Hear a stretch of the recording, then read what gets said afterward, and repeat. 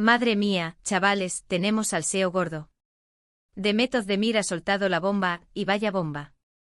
Parece que su matrimonio no era tan feliz como nos contaban, y adivinad quién está detrás de todo este lío. Sí, habéis acertado. Can Yaman. Esto es fuerte, ¿eh? O sea, nos pintaban la historia de cuento de hadas, ¿verdad? La pareja de moda, los tórtolos, los que iban a comerse el mundo juntos. Y ahora resulta que la cosa estaba más podrida que una manzana olvidada en el frutero. Demet, que hasta ahora se mostraba súper sonriente y radiante en redes, zas.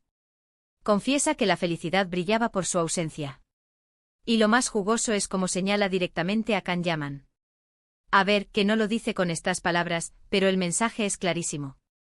Según lo que he podido pillar, parece que Can tenía sus cositas, sus manías, su forma de ser que chocaba frontalmente con lo que Demet necesitaba para ser feliz. Y claro, si tú te casas esperando una cosa y te encuentras otra muy distinta, pues normal que la cosa acabe mal, ¿no os parece? Para ser honestos, yo siempre tuve mis dudas con esta pareja. Can Yaman tiene esa energía un poco arrolladora, ¿no creéis? Como que va a su bola, y a veces cuando uno va muy a su bola, puede pasarse por encima de las necesidades del otro. Y Demet, que siempre ha sido más, no sé, más serena.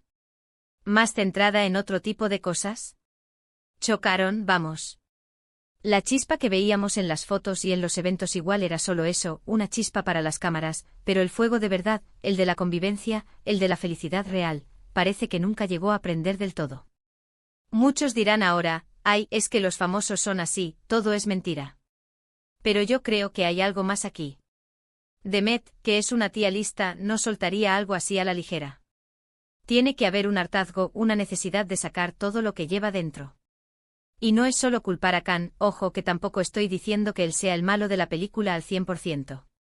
Pero sí que parece que su personalidad, sus decisiones, su manera de estar en la relación, fueron el detonante principal de la infelicidad de Demet.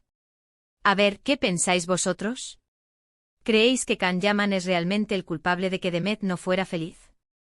¿O creéis que la cosa es más complicada y que ambos tuvieron su parte de culpa?